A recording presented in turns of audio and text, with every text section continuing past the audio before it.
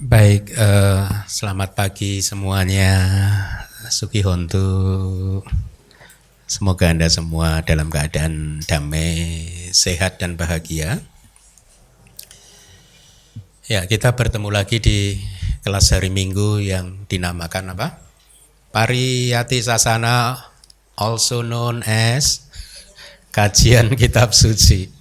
Pariyati Sasana alias kajian kitab suci ya, tanpa kita sengaja kita sudah berada di titik seperti hari ini, ya ini akhirnya kita semua mendapatkan berkah yang sama-sama. Dari sisi Anda mendapatkan berkah yang sangat baik.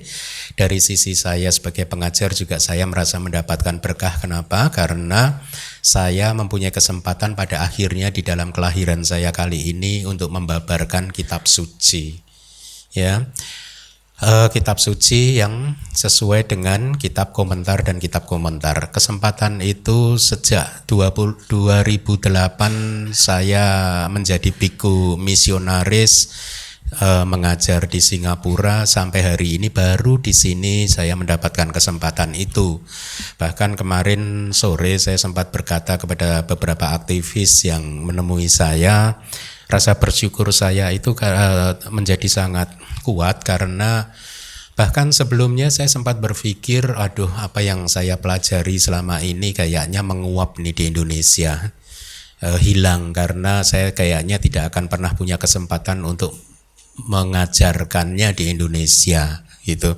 Tapi ternyata apa yang saya pikirkan itu tidak benar. Sekarang saya mendapatkan kesempatan itu untuk mengajarkan Tipitaka, ada kata, kitab komentar, dan bahkan kalau sempat saya juga akan terjemahkan Tika kalau ada ya kitab sub komentarnya. Di buku Sutta yang kedua nanti yang mungkin bulan depan akan terbit, saya sudah menerjemahkan kitab sub komentarnya bahkan ya. Tidak hanya kitab komentar tetapi juga kitab sub komentar sudah saya terjemahkan di beberapa sutta yang akan terbit di buku nanti. Nah, beberapa waktu lalu kita kedatangan tamu Bante Asin Cakapala kan, ya Kak. Saya dan beliau sempat berdiskusi panjang lebar. Setiap kali ketemu selalu kita hanya membicarakan tentang ajaran Buddha, ya. Dan saya selalu menikmatinya kalau berdiskusi dengan Bante-Bante yang terpelajar begitu ya. Sehingga ada satu kebahagiaan dan kemudian bahkan Bante beliau sempat waktu beliau bertanya bagaimana saya mengajar di DBS ya. Kemudian saya katakan bahwa perkembangan sudah sedemikian rupa sehingga membuat saya sekarang bahkan diminta oleh murid untuk hanya mengajarkan Tripitaka, kitab komentar dan kalau bisa sub komentar kalau bisa ya, karena sub komentar itu butuh waktu untuk menerjemahkannya. Ya, tapi kalau di dalam bentuk buku biasanya saya akan berjuang untuk mencantumkan dari kitab sub komentarnya. Jadi tadi saya katakan bahkan beberapa dari aktivis meminta saya hanya mengajar seperti itu, tidak mengajar yang lain gitu, tidak mengajar dengan model-model yang tidak ada referensi teksnya gitu. Dan pada waktu saya diminta begitu, dalam hati saya bersyukur, berterima kasih atas permintaan tersebut karena itu hal tersebut adalah hal yang relatif lebih mudah buat saya dibandingkan saya harus berceramah tanpa harus merujuk pada kitab suci. Kenapa mudah? Relatif lebih mudah buat saya karena saya tinggal menerjemahkan dan kemudian saya sampaikan kepada Anda. Sehingga saya terbebas dari pendapat-pendapat pribadi. Itu yang membuat saya menjadi ringan. Saya katakan kepada Bante, oh saya ringan sekali, udah senang sekali diminta begitu. Bahkan mereka itu malah begitu loh, Bante jangan berceramah yang selain begitu. Sehingga beliau akhirnya agak sedikit surprise bahwa di such a weak Buddhist country like Indonesia itu ada yang seperti ini gitu ya. Itu yang beliau sama sekali tidak menduga. Sehingga bahkan waktu kita diskusi panjang lebar, Bante sempat exclaim gitu, that is real Theravada gitu. Itulah Theravada ya, seperti begitu itu Bante. kitab suci Tripitaka, kemudian dibabarkan sesuai kitab komentar loh ya. Maaf, kitab komentarnya guru-guru ya, bukan komentar Anda. Kitab komentar yang sudah ada sejak ribuan tahun yang lalu diterjemahkan dan kitab subkomentar. Nah, itu menurut Bante Pala, that is the real the pure Theravada gitu. Makanya beliau kan sempat berkomentar di media sosial kan bahwa dia senang melihat sistem begini kan, karena tidak menyangka itu terjadi di sini begitu. Nah, saya menyampaikan ini untuk sebenarnya tujuan saya untuk membuat sada Anda meningkat ya, bahwa apa yang kita pelajari ini adalah berkah. Anda berkah ya mempelajari kitab suci. Saya sebagai pengajar itu pun juga mendapatkan berkah mengajarkan kitab suci. Ya, buat Anda jangan ragu ya. Memang untuk memahami ajaran Buddha butuh waktu, butuh proses. Tetapi waktu itu tidak 10 tahun, 15 tahun atau bahkan seumur hidup. Ya, kalau sering kan kita melihat ada umat belajar atau kewihara seumur hidup sampai akhirnya tetap saja tidak memahami ajaran Buddha, ada kan? Enggak, harusnya mempelajari ajaran Buddha tidak selama itu. Seperti kita kuliah dulu loh.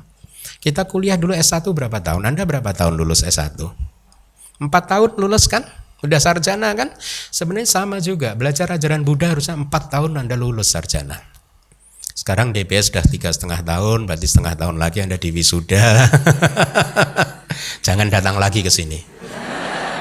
Oh, udah lulus loh. Karena kalau Anda datang saya harus mengajar. S2 ya? Dosennya berubah, ganti dosen S2. Nah, maksud saya begini, belajar tetap butuh proses ya. Ada 4 tahun, 5 tahun Anda pelajari, tetapi Anda yang sudah ikut tekun mengikuti DBS setiap hari Minggu selama 3,5 tahun ini, terakhir ini, coba Anda renungkan dan jawab pertanyaan saya, apakah Anda sudah mulai mendapat gambaran tentang ajaran Buddha? Harusnya sudah, kalau belum berarti Anda mahasiswa abadi. Jadi belajar ajaran Buddha tidak butuh waktu panjang harusnya. Ya, tetapi sebenarnya shortcut jalan paling singkat untuk memahami ajaran Buddha adalah Abhidhamma. Minta maaf saya kalau mengatakan begini ya. Anda banyak yang nggak mau Abhidhamma kan, tapi saya saya ini teruslah. Siapa tahu di kehidupan setelah ini nanti Anda suka Abhidhamma. Kehidupan setelah ini lahir lagi jadi manusia, tiba-tiba Abhidhamma, oh cari guru Abhidhamma. Nah gitu kan. Setelah Anda menguasai, Anda meditasi, mencapai jana, ingat kehidupan lampau. Oh gara-gara kata-kata Bante Keminda itu nih saya suka Abhidhamma. Jadi ada tujuannya saya menguraikan begitu. Nah kembali lagi, kita kelas minggu ini disusun sedemikian rupa sehingga menjadi polanya adalah mempelajari kitab suci semurni mungkin ya, tapi yang dikupas sesuai dengan kitab komentar dan kitab subkomentar ya. Mendengarkan dhamma yang seperti ini adalah kebajikan yang semoga Anda mendapatkan buah yang besar. Baik, mari kita masuk ke materi. Kelas kita pagi hari ini adalah kelas yang terakhir di Sutta Asi Wiso Pamak Sutta dari Sang Yuta Nikaya ya. Kalau atau bahasa Indonesianya adalah perumpamaan tentang ular. Ada yang menerjemahkan perumpamaan tentang ular berbisa, tetapi saya terjemahkan jadi seperti ular saja ya, supaya singkat. Nah, saya akan coba meringkas dan Anda mohon merefresh memori Anda dan renungkan bahwa ternyata sutta ini berbicara tentang kita kan ya, tentang kondisi yang dialami oleh siapapun kita yang lahir di dalam samsara. Samsara itu apa sih? Siklus kelahiran dan kematian, yang berada di dalam satu siklus kelahiran, kematian, kelahiran, kematian, kelahiran, itulah samsara. Ya, siapapun yang berada di dalam siklus kelahiran dan kematian seperti ini tidak ada yang bisa lolos dari serangan 4 ular berbisa. Tidak ada juga yang bisa meloloskan diri dari kejaran 5 pembunuh. Tidak ada yang bisa meloloskan diri ya, semua puduk jana yang bisa lolos dari nandi raga ya, putu jana ya. Kalau Arya dia bisa meloloskan diri pelan-pelan, Arahat sudah lolos ya. Tapi putu jana siapapun tidak akan pernah bisa lolos dari nandi raga, yaitu sahabat karib dengan pedang terhunus. Nandi raga. Nandi itu adalah kesenangan. Raga itu adalah nafsu. Bisa nafsu ragawi, bisa nafsu apa saja. Pokoknya nafsu-nafsu kita. Ya, hawa nafsu kita. Itu yang disebut nandi raga. Ya, kita tidak bisa lolos selama masih putu jana. Kita nggak bisa lolos karena kita belum menanggalkan nandi raga. Kita belum menghancurkan nandi raga. Kita masih punya nandi raga. Ya. Nah, dari semua ini tadi yang saya sampaikan, kita harus memahami bahwa mereka semua ini membuat kita ini sebenarnya menderita, ya, sering berhadapan dengan bahaya, ketidakberuntungan dan lain sebagainya. Tidak hanya sahabat karib dengan pedang terhunus yang sewaktu-waktu bisa memenggal kepala kebijaksanaan kita juga terancam terus oleh gerombolan perampok desa. Ya, gerombolan perampok desa itu apa? Objek-objek dari panca indera kita dan objek pikiran kita. Ya, setiap saat, setiap detik kita tidak pernah bebas dari serangan objek-objek panca indera dan juga objek pikiran. Bahkan pada saat kita tidur pun kita tidak terbebas dari objek-objek tersebut. Panca indera mungkin tidak berfungsi, tetapi hati terpikiran kita berfungsi. Muncul dalam bentuk mimpi yang penuh kemarahan, nafsu dan lain sebagainya. Jadi setiap detik kita ini kayak terserang oleh gerombolan perampok desa.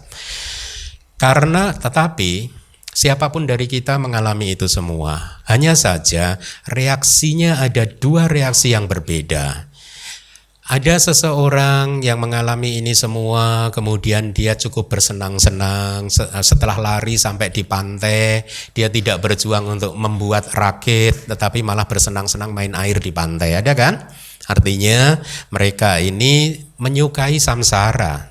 Mereka tidak mau menyeberang ke pantai seberang, tidak mau merealisasi nibbana, mencapai nibbana. Ya, walaupun sudah tahu dikejar-kejar oleh semua hal yang tidak menguntungkan itu tadi, dia lari sampai ke pantai, dia tahu pantainya sebelah sini ini penuh dengan bahaya dan menakutkan. Dan dia tahu nih kalau dia bisa menyeberang ke pantai seberang itu keadaannya aman dan bebas dari bahaya, tapi dia tidak mau melakukannya. Ini sama saja. Seseorang yang sudah tahu belajar pariyati sasana, sudah tahu teorinya, tetap saja nggak berjuang untuk membangun rakit jalan mulia berunsur 8. Ada retret nggak ikut retret? Ikutlah retret. Retret 10 hari, selama 10 hari Anda mengumpulkan tenaga ya dari akar, ranting, daun dan dahan untuk dibuat rakit. Itulah retret. Mereka yang pernah ikut retret selama 10 hari itu sedang mengembangkan jalan mulia berunsur 8, sedang berjuang untuk membuat rakit untuk menyeberang. Ya, jadi gurunya masih ada, ya, teori masih terbuka juga bisa dibaca. Maka manfaatkanlah, jangan hanya bersenang-senang di pinggir pantai bermain-main air saja, tapi tetap saja tidak menghancurkan pinggir pantai sebelah sini. Itu kan perumpamaan untuk sakaya. Sakaya itu adalah identitas diri. Hancurkan itu pandangan salah, itu harus dihancurkan karena itulah yang membuat siapapun itu menderita. Pandangan salah tentang identitas diri. Saya sudah mengilustrasikan dengan cerita efek domino itu kan, ya, kartu domino yang disusun, disentuh satu, begitu satu jatuh maka yang lain akan jatuh secara hanya tinggal tunggu waktu saja. Pada saat sakaya identitas diri Anda itu Anda hancurkan, maka Anda sudah menjadi seorang sotapanna dan secara perlahan kelahiran, siklus kelahiran dan kematian akan runtuh satu persatu. Siklusnya memendek. Seorang sotapanna dikatakan di dalam teks tidak ada kelahiran yang ke-8 buat dia. Seorang putujana dikatakan di dalam kitab komentar kelahiran dan kematian bisa tidak terhingga, bisa tanpa akhir. Kalau kita bicara kelahiran seorang putujana bisa tanpa akhir, itu bisa 1 triliun, 2 triliun, 3 triliun kelahiran lagi, nggak ada batasnya. Tidak ada jaminan kita bisa sampai ke pantai seberang kalau kita tidak menyeberang. Ya, jadi jangan enak-enakan ntar kan katanya Bante Keminda itu semua itu kalah sama lama-lama gitu. Loh, kalau ini lama beneran. Kalau menyeberang itu harus diseberangin, nggak lama-lama. Ya, itu ringkasan dari sutanya. Mari kita lanjutkan pelajarannya. Kita sudah masuk di babak akhir. Jadi sekali lagi kalau Anda perhatikan dari 6 kali pertemuan ini, dari awal sampai pertemuan ke-6, kita benar-benar dibawa oleh para guru, terutama oleh Buddha, untuk memahami kondisi objektif kelahiran di dalam samsara ini. Ya, dari dikejar-kejar oleh 4 mahabhuta, unsur-unsur dasar yang besar dan seterusnya, sampai kemudian kita sudah sampai di pantai seberang nih. Belum di pantai sebelah sini nih. Lalu kita mau apa? Ada 2 pilihan, mau main-main air, main sirat, apa itu bahasa ininya? Ya, ciprat-cipratan air dengan sesama teman, atau kita mau bikin rakit. Nah, ada 2 pilihan. Posisi pelajaran sutta sampai di sana kan ya. Nah, mari kita lanjutkan. Dan seperti halnya seseorang yang membuat sebuah rakit, hendaknya dia memiliki kelengkapan tangan dan kaki. Oleh karena seorang yang dengan kaki yang lumpuh dan pincang tidak akan bisa berdiri kukuh, tegak maksudnya, tidak mampu untuk mengambil rumput, daun dan lain-lain ya. Jadi ini kembali lagi, seseorang yang dikejar oleh gerombolan perampok desa, dia berlari sudah sampai ke pantai dekat, pantai sebelah sini ya. Kemudian dia akan berjuang untuk membuat rakit ya. Jadi lihatlah, kita saat ini lahir sehat, gitu, tidak sakit. Tidak juga seperti itu lumpuh dan lain sebagainya. Kita ini mempunyai semua syarat untuk bisa menyeberang sebenarnya. Ya, tinggal kita mau atau tidak. Ya, kita juga harusnya mampu membuat rakit. Kenapa? Ikut retret mampu toh. Anda juga berada dalam keadaan ekonomi yang baik. Kalau tidak mau retret di Indonesia, Anda pergi ke luar negeri, retret langsung ke master di luar negeri sana bisa Anda. Itu adalah proses membuat rakit. Ya, Anda mempunyai kemampuan itu ya. Inilah tadi malam juga sempat saya singgung di penutupan kelas Abhidhamma. Saya menekankan kepada para murid bahwa tujuan kita belajar agama Buddha ini ya, Anda harus ingat, tidak lain dan tidak bukan adalah mengembangkan jalan mulia berunsur 8. Tapi jalan mulia berunsur 8 harus dikembangkan di atas dasar pariyati. Ya, mengembangkannya dengan cara pati-pati. Tapi pati-pati itu fondasinya pariyati. Ya, itulah tujuan umat Buddha. Jadi kita harus mengembangkan jalan mulia berunsur 8 yang tidak lain dan tidak bukan adalah sila, samadhi, panya. Jadi syarat pertama kita sebagai umat Buddha harus kokohkan sila kita. Itu tujuan kita, bukan yang lain. Dan itu juga tujuan kelahiran sebenarnya, bahwa kita lahir lagi sebagai manusia, tujuan kita harus mengakhiri kelahiran. Ya, karena samsara ini ya, seberapa hebat pun Anda, seberapa suksesnya Anda di dalam samsara ini, Anda tidak akan bisa lolos dari 4 ular berpisah dan seterusnya itu tadi. Di dalam samsara ini penuh dengan bahaya dan keadaan-keadaan yang tidak menguntungkan. Ya, jadi sekali lagi ingatlah bahwa kewajiban kita yang pertama adalah mempelajari ajaran Buddha, pariyati, kemudian bermeditasi untuk mencapai magga, pala dan nibbana. Itu tujuan kita, bukan yang lain. Ya, mari kita lanjutkan. Seperti halnya seseorang setelah membuat rakit berdiri di pinggir samudra selebar 1 yojana. 1 yojana itu sekitar 8 mil ya. Dia bertekad, samudra ini akan saya seberangi dengan bersandar pada keberanian diri sendiri. Karena pada hakikatnya kita ini harus menjalaninya sendirian. Suami Anda tidak bisa membantu, istri Anda tidak bisa membantu, orang tua tidak bisa, anak harus menyeberang sendiri-sendiri. Ya, kok Anda suka sih ajaran Buddha? Nggak ada yang nolongin Anda loh. Kok suka sih? Kok nggak cari penolong? Demikian juga halnya dengan seorang yogi, setelah menuruni jalan setapak untuk meditasi, dia bertekad hari ini setelah menyeberang samudra kilesa. Nah, jadi samudra ini perumpamaan untuk kilesa atau 4 banjir, itu juga nama lain dari kilesa, yang dibunuh oleh 4 jalan, magga. Kayak tadi saya membimbing Anda waktu mengambil sila kan ya, mencapai magga, pala dan nibbana, jalan, buah dan nibbana. Dibunuh oleh 4 jalan, saya akan kukuh di jalan arahata. Inilah tujuan kita semua, ya. Jadi di slide ini bercerita tentang seorang yogi kita, ya. Yogi itu adalah seseorang yang mendedikasikan waktunya untuk bermeditasi, ya. Bukan yogi yoga, itu bukan. Kalau di Myanmar itu kita disebutnya yogi. Anda kalau bermeditasi, kalau Anda pernah retret di Myanmar, Anda semua itu adalah yogi. ya istilahnya adalah yogi gitu. Jadi ini bercerita tentang yogi yang memutuskan untuk retret, ya bisa jangka panjang atau 10 hari. Jadi Anda nanti kan DBS mau mengadakan retret kan bulan Juni, akhir Juni ya. Desember juga ada retret. Kalau Anda sempat ikut salah satu kemudian bertekad saya akan membuat rakit untuk menyeberangi samudra kilesa supaya kokoh di dalam jalan arahata.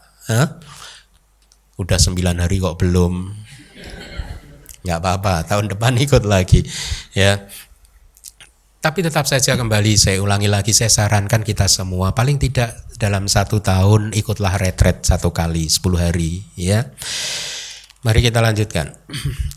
Dan seperti halnya seorang yang menyeberangi samudra dengan bersandar pada rakit, setelah pergi sejauh 1 gawuta, saya tidak bisa menerjemahkannya ini karena ini ukuran kayak kilometer atau mil.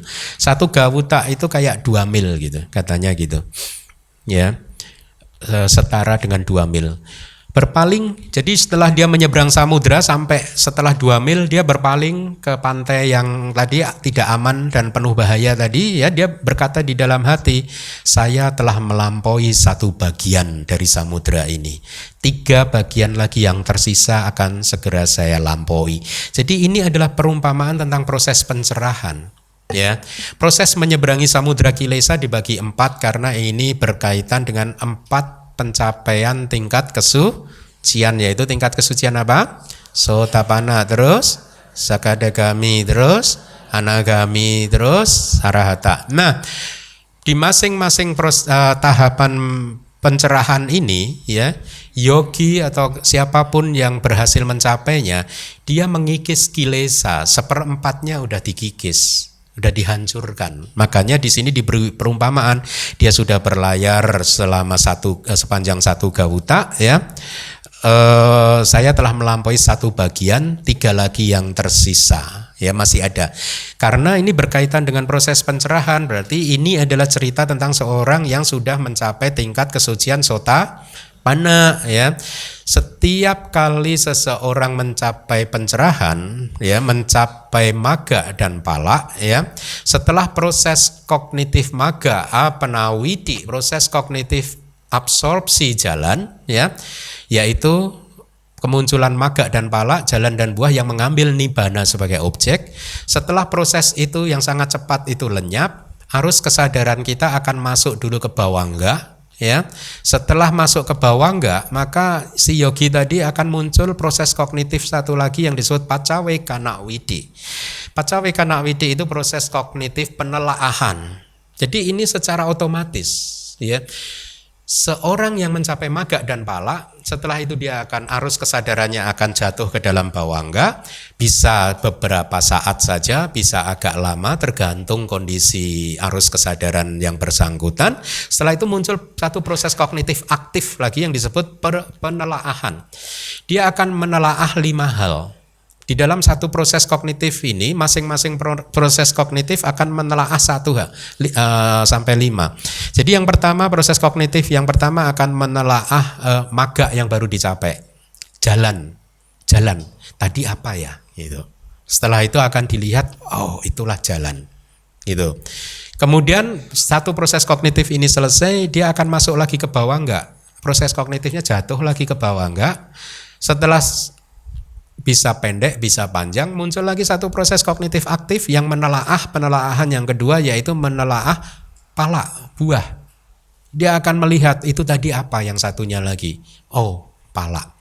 Jadi jalan dan buah itu muncul bersambungan tanpa antara. Setelah kesadaran jalan muncul, begitu kesadaran jalan lenyap, langsung kesadaran buah muncul 2 kali atau 3 kali. Tergantung, kalau di dalam Abhidhamma dijelaskan apakah dia secara spiritual ini lamban atau secara spiritual dia ini tangkas, atau bodoh atau cerdas gitu. Kalau yang cerdas, dia menikmati buah agak panjang 3 kali. Kalau yang kurang cerdas, tapi kurang cerdas sotapanna mah oke lah ya. Nggak apa-apa ya, Anda kalau sotapanna mau dikatain nggak cerdas nggak apa-apa juga ya. Sotapanna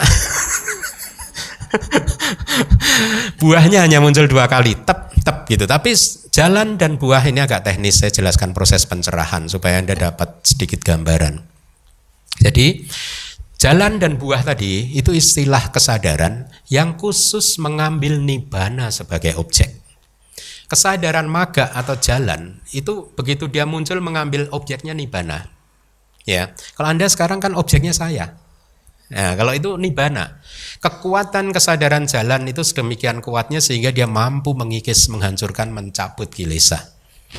Ya, kalau kesadaran buah dia tidak menghancurkan kilesa, tetapi dia kayak menenangkan arus kesadaran yang baru saja menghancurkan kilesa. Jadi ibaratnya ada ladang yang penuh rumput liar, ya, kemudian rumput liar ini kilesa. Rumput liar yang perumpamaan untuk kilesa ini dihancurkan oleh jalan, dibakar oleh kesadaran jalan. Sampai rumputnya habis, sampai ke akar-akarnya dibakar. Ya, setelah itu kesadaran jalan lenyap. Ini hanya perumpamaan saja. Tapi kan tanahnya tadi masih berasap, masih agak hangat-hangat sedikit. Kesadaran buah muncul untuk menyiram dengan air, sehingga dia tenang lagi, dingin lagi, begitu. Nah, tetapi kesadaran jalan dan buah harus diikuti perenungan. Makanya ada dalam proses pencerahan, seseorang yang mencapai pencerahan itu setelah kemunculan jalan dan buah akan diikuti 5 proses kognitif penelaahan yang masing-masing menelaah satu. Yang pertama menelaah jalan yang dia capai tadi, dia akan tahu, oh itulah sotapati magga. Kemudian lenyap masuk ke bawangga, muncul proses kognitif yang kedua yang menelaah buah. Oh, itulah sotapati pala. Itulah buah sotapati. Kemudian masuk lagi ke bawangga, muncul lagi proses kognitif yang ketiga, dia akan melihat kilesa apa yang sudah dia hancurkan. Yang ketiga, dia tahu. Makanya seorang yang tercerahkan tidak butuh pengakuan dari orang lain karena dia sudah menelaahnya sendiri. Dan yang menarik adalah proses ini terjadi secara natural. Tidak deliberately. Tidak setelah Anda mencapai magapala kemudian Anda tidur dulu. Setelah itu habis itu bangun baru menelaah. Enggak, itu terjadi dalam satu sequence. Ya, maga muncul, pala muncul, bawangga bangkit lagi, pacawekana. Menarik ya, semua akan mengalami hal seperti itu, prosesnya sama. Kemudian jatuh ke bawangga, proses penelaahan yang keempat, dia akan melihat kilesa apa saja yang belum dihancurkan. Makanya seorang Arya tahu kilesa apa yang sudah dia hancurkan, kilesa apa yang belum dia hancurkan. Kemudian setelah keempat itu jatuh lagi ke bawangga, kemudian muncul proses kognitif yang terakhir yang menelaah nibbana. Itu. Jadi ada 5 proses kognitif ini. Inilah sehingga setelah itu masuk lagi ke bawangga, selesai proses ini, ya. Nah, biasanya ada banyak sekali variasi si yogi yang sudah menjadi seorang sotapanna tadi. Setelah selesai itu tadi bisa dia terus berlatih. Gitu, terus berlatih untuk mencapai tingkat pencerahan yang lebih tinggi, jalan dan buah yang lebih tinggi, ya. Tapi kan ada 2 kemungkinan, dia terus berlatih nggak berhasil. Ada yogi yang sudah mencapai tingkat kesucian sotapanna, berjuang setahun, 2 tahun, 3 tahun nggak maju-maju, atau seumur hidup nggak maju-maju. Ada. Ya, ada juga yang 1 kali stretch gitu, dia mencapai sotapanna, pacawekana widi, bermeditasi lagi, vipassana lagi, mencapai sama-sama di lagi, bervipassana lagi, langsung mencapai tingkat pencerahan yang lebih tinggi. Dalam ini berurutan, mungkin sampai arahata, atau ada yang hanya berhenti di sakadagami, kemudian seumur hidup gak maju-maju lagi. Jadi variasinya akan begitu. Atau ada setelah menjadi seorang sotapanna dia berhenti berlatih karena ada tugas yang lain misalkan, sehingga dia akhirnya latihannya on and off, sehingga mungkin bisa jadi seumur hidup nggak mencapai perkembangan lagi. Tapi kan udah sotapanna, aman. Ya tidak. Ya ini sebenarnya tujuan kita menjadi umat Buddha. Bahkan kalau mau Bante bisa nggak didiskon dikit, itu kayaknya terlalu berat. Oke, didiskon dikit. Tujuan kita menjadi manusia saat ini adalah mencapai pengetahuan vipassana yang disebut sangkar upekha nyana. Pengetahuan ketenangan, keseimbangan terhadap sangkara, terhadap formasi nama dan rupa batin dan jasmani. Di dalam tahapan ini Anda mengalami kualitas batin seorang arahat yang sangat tenang, seimbang terhadap apapun bentuk formasi-formasi dari masa lalu, masa sekarang gitu. Anda tenang sekali, bahkan Anda akan mulai bisa melihat formasi-formasi yang ke depan. Ya. Itu tujuan minimalnya kalau Anda butuh diskon. Loh, kenapa sih Bante didiskon sampai di situ? Karena kalau Anda mencapai sangkar UPK-nya, sangkara UPK-nya, nyana adalah pengetahuan, UPK adalah ketenangan, keseimbangan, sangkara adalah formasi-formasi nama dan rupa, batin dan jasmani.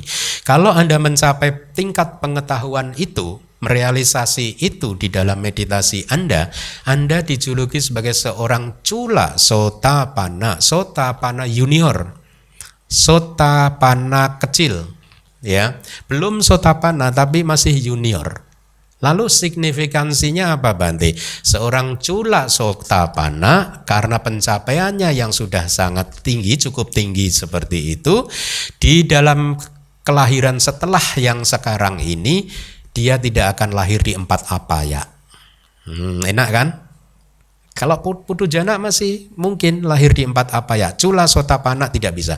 Tapi bonusnya 1 kali lagi, 1 kali saja. Anda lahir lagi ke alam manusia, lanjutkan lagi perjalanan Anda. Ya, kalau ingat. Ya. Kan enak main-main di pantai kan? Ya enggak? Selfie di pantai. Mari kita lanjutkan. Dalam cerita ini, yogi tadi terus berlayar. Dia tidak berhenti di 1/4 perjalanan saja. Dia pergi, setelah pergi sejauh 1 gawuda, lebih jauh lagi, dia pergi lebih jauh lagi, ya. Dan dia berpaling lagi, memandang lagi, dan dia kemudian mengetahui, saya telah melampaui 2 bagian. 2 lagi yang masih tersisa. Ini adalah perumpamaan untuk seseorang yang mencapai tingkat kesucian sakadagami. Ya, setelah menjadi seorang sakadagami, dia melakukan proses penelaahan seperti itu tadi.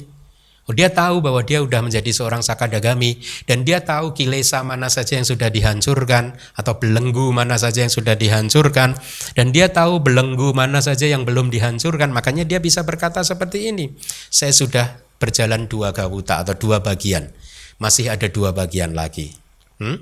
Jadi ini sebenarnya hebatnya para guru masa lalu itu menggunakan perumpamaan-perumpamaan. Karena kan seorang bante, seorang biku, seorang guru tidak boleh bercerita tentang pencapaiannya. Maka dia menggunakan simbol-simbol seperti ini.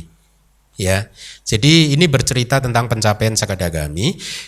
Yogi tadi bermeditasi terus, akhirnya dia mencapai 1 gawuda lagi dan dia berpaling, saya telah melampaui 3 bagian, 1 bagian lagi yang tersisa. Ini adalah perumpamaan tentang pencapaian tingkat kesucian apa? Anagami, ya. Jadi tinggal 1 lagi. Kemudian setelah melampaui itu juga berpaling dan memandang, dia mengetahui 4 bagian telah saya lampaui. Dan setelah melangkahkan kaki keluar dari rakit tersebut, menyibakkan arus yang menghampiri, keluar dari air dan dia berdiri di pantai. Pantai mana ini? Pantai seberang. Dia adalah seorang arahat. Ya. Nah, saya akan jelaskan kenapa samudra kilesa ini dibagi menjadi 4 bagian. Tadi sudah saya sampaikan karena berkaitan dengan tingkat pencapaian tingkat kesucian. Ya. Nah, di dalam teks baik itu di Sutanta ataupun di Abhidhamma, ya, proses penghancuran kilesa itu juga sering ya diceritakan. Kilesa disebut sebagai sangyojana. Anda sudah pernah dengar kan pasti sangyojana. Sangyojana itu belenggu, ya, istilah Pali, belenggu.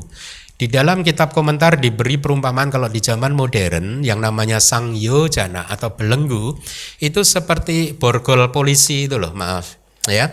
Borgol polisi itu kan ada 2 kan? Ya, biasanya kan yang satu itu diikatkan di pergelangan tangan, maaf ya, kriminalnya, penjahatnya. Katakanlah dalam hal ini kan perumpamaan. Jadi yang satu diikatkan di sini, yang satu diikatkan ke tempat lain, sehingga seseorang yang diborgol seperti itu kan dia berputar-putar kemana, nggak bisa jauh dari tiangnya kan? Ya tidak. Nah, sangyojana itu seperti itu. Kita ini juga mempunyai, jangan tersenyum ketawa loh, penjahat diborgol. Lah kita juga kita ini penjahat nih. Diborgol di dalam samsara ini ya, karena kita sering melakukan kejahatan yang disebut kilesa. Nah, sangyojana itu juga mirip, perumpamaannya seperti itu. Ya, sangyojana adalah belenggu yang membelenggu makhluk ke dalam samsara. Jadi ibaratnya kita ini dibelenggu satu, kemudian yang satu kunci di samsara. Sehingga kemanapun kita lari, mau berputar-putar ke arah manapun, kita tetap saja tidak bisa jauh dari samsara. Artinya tidak bisa lepas dari samsara. Makanya tadi saya katakan sesukses apa Anda, kaya apa Anda, setinggi apa pendidikan Anda, ya, tingkat sosial status Anda setinggi apapun, tetap saja tidak bisa lepas dari samsara. Dan selama ada di samsara itu ada bahaya dan banyak sekali ketidakberuntungan. Coba Anda renungkan kehidupan Anda. Banyak kan sebenarnya ketidakberuntungan yang sudah kita alami. Ada yang tahu bahwa itu ketidakberuntungan, ada yang tidak tahu bahwa itu ketidakberuntungan. Banyak sekali. Seringkali hati kita dihancurkan oleh kilesa, kedamaian hati kita dihancurkan oleh kilesa-kilesa kita kan. Itu pun adalah ketidakberuntungan, ya. Nah, kembali lagi, di dalam teks-teks kita baik Sutanta maupun Abhidhamma dikenal adanya 10 sangyojana, 10 belenggu, ya. Ada model Sutanta, ada model Abhidhamma, tapi saya akan kelompokkan 10 belenggu ini ke dalam 5 bagian yang pertama dan 5 bagian yang kedua. Nomor 1 sampai 5 ini disebut sebagai Oram Bagya Sangyojana, yaitu belenggu bagian bawah. Kenapa disebut belenggu bagian bawah? Karena selama kita belum berhasil menghancurkan belenggu 1 sampai 5, maka makhluk itu terikat di alam yang bawah. Alam yang bawah adalah alam lingkup indriawi. 4 alam apaya, neraka, peta, asura, binatang, alam manusia termasuk alam bawah. Dan juga kemudian 6 alam surga. Ya. Jadi inilah alam bawah. Kalau Anda ingin lolos dari alam bawah untuk bisa lahir di alam atas, maka Anda harus patahkan 5 belenggu yang bawah. Ya. 5 belenggu yang terakhir, nomor 6 dan nomor 10 disebut Udang Bahagia Sangyojana atau Sangyojana, belenggu bagian yang atas. Karena apa? Karena mereka membelenggu makhluk untuk tidak bisa lepas dari alam bagian atas. Alam bagian atas itu alam Brahma, materi halus, alam Brahma non materi. Ya. Jadi 10 sangyojana itu begitu. 5 yang pertama yang membelenggu makhluk sehingga dia tidak bisa keluar dari alam lingkup indriawi. Alam bawah itu yang pertama adalah Sakkaya Didik. Pandangan salah atau didik sangyojana. Pandangan salah tentang identitas diri yang minggu lalu sudah saya sampaikan. Itu belenggu yang harus dihancurkan. Kalau dia hancur, maka yang 2 lagi hancur, yaitu wicikica, keraguan-raguan hancur. Belenggu atau keraguan-raguan sebagai belenggu hancur. Anda sudah tidak ragu lagi terhadap kehebatan pencerahan sempurna yang dialami oleh Buddha. Anda tidak ragu lagi terhadap Dhamma, Tipitaka, kitab komentar, kitab subkomentar. Anda tidak ragu lagi terhadap Sangga karena mosok hanya saya yang tercerahkan, emang Sangga 200 juta nggak ada. Kayak yang cerita dulu itu kan, ya. Anda nggak ragu lagi karena Anda pun sudah mengalaminya, ya. Sehingga keyakinan Anda udah nggak bisa digoyang lagi. Ya, kalau Anda umat sebagai seorang Sotapanna, praktek Pancasila Anda kokoh. Anda tidak akan pernah, seorang Sotapanna, umat Sotapanna tidak akan pernah bisa melanggar 5 sila. Ya. Itu adalah belenggu yang kedua. Belenggu yang ketiga adalah sila bata paramasa. Sila bata paramasa itu adalah bentuk pelekatan terhadap ritus dan ritual. Hancur. Itu adalah belenggu. Hancur. Pelekatan terhadap ritus dan ritual itu apa sih? Kepercayaan yang didorong oleh pandangan salah yang meyakini bahwa ritus ritual bisa membuat seseorang tercerahkan. Dengan kata lain, ritus ritual apapun tidak akan pernah bisa membuat kita tercerahkan. Kalau bisa, maka semua orang akan tercerahkan. Karena siapa yang nggak bisa ikut ritual? Semua orang bisa, tapi pencerahan tidak bisa dicapai melalui ritual. Itulah sila bata paramasa. Dia udah belenggu, itu udah dihancurkan. Dia udah nggak percaya bahwa itu bisa mencerahkan dia gitu. Ya, bahwa pencerahan dia tahu hanya bisa dicapai dengan membuat rakit yang disebut jalan mulia berunsur 8, ya. Kemudian menyeberanginya sendiri, tidak minta tolong orang lain. Tolong dong Bante, saya kan rajin ikut kelas Bante. Tolonglah ya nanti Bante geret rakit saya ya.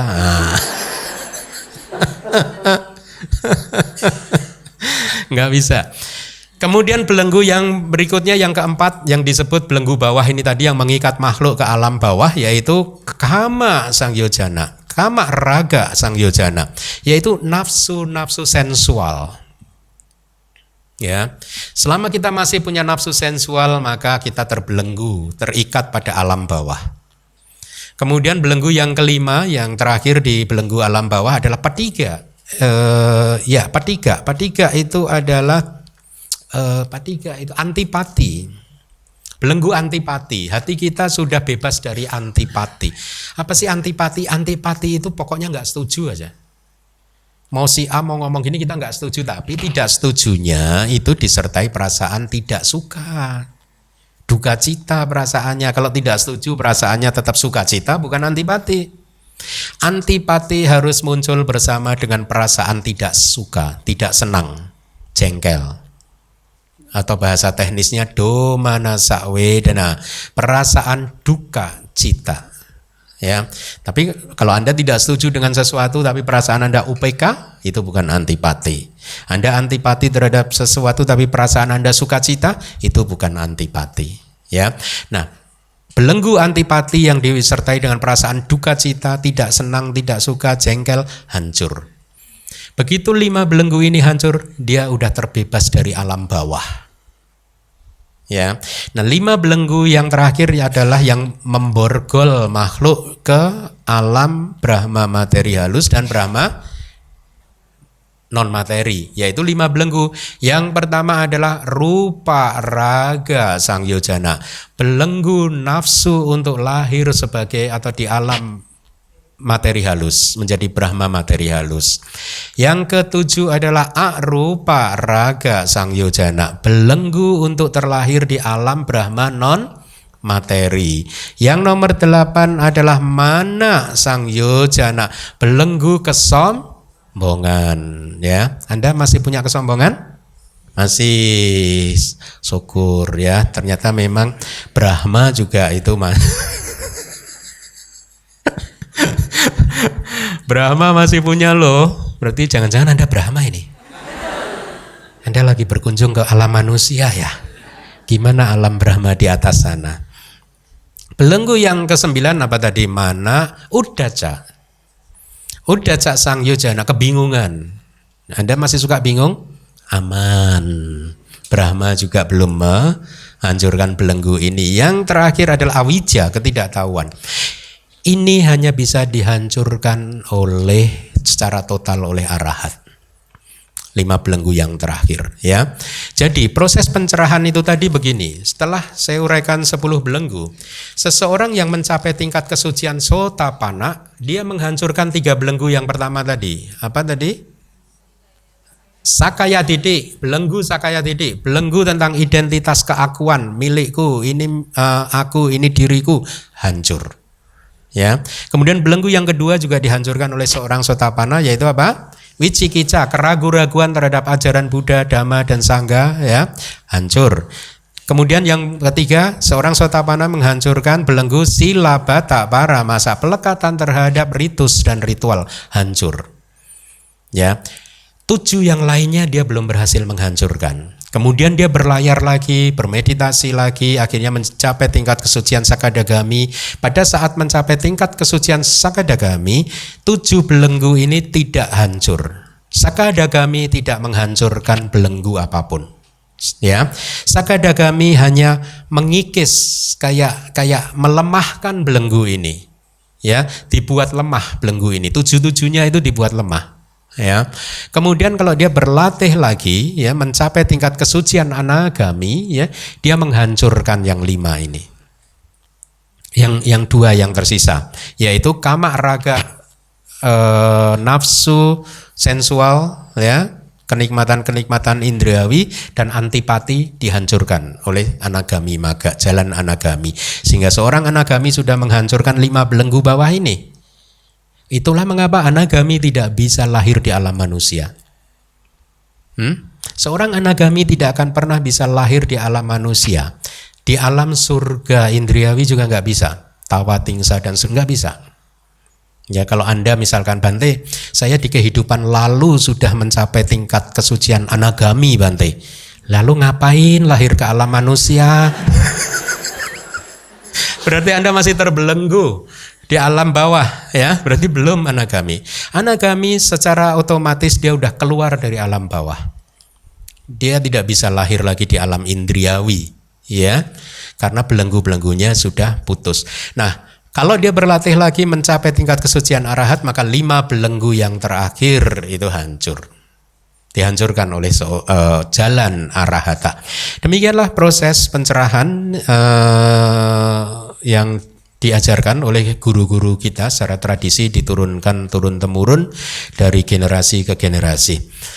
Selanjutnya, demikian juga seorang biku yang sedang menyeberang samudra kilesa dengan bersandar pada rakit jalan Arya, jalan mulia berunsur 8. Setelah menyeberangi kilesa yang dibunuh oleh jalan pertama, jadi oleh jalan Sotapati ya, melalui jalan Sotapati, dia berdiri di dalam buah Sotapati yang tanpa antara dengan jalan. Ini istilah Abhidhamma. Ya. Artinya tanpa antara itu, begitu kesadaran jalan muncul, dia lenyap langsung disusul oleh kesadaran buah. Sekali muncul, lenyap, disusul lagi oleh kesadaran buah yang kedua. Muncul, lenyap, bisa langsung buah lagi kalau dia adalah seorang yang cerdas, atau jatuh ke bawah enggak.